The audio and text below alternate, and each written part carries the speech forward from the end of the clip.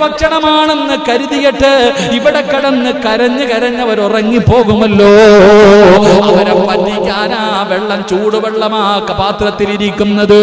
എന്നിട്ടാ ഉമ്മ പറയുകയാണ്, ഉമർ ഞങ്ങളുടെ രാജ്യം ഭരിക്കുന്നു, ഞങ്ങളുടെ കാര്യം ഉമറിനറിയേണ്ടതില്ലല്ലോ, ഞങ്ങളുടെ കാര്യം ഉമറിനറിയേണ്ടതില്ലല്ലോ. ആ ഉമ്മ പറഞ്ഞു, ഉമ്മയോട് ചോദിക്കുകയാണ്.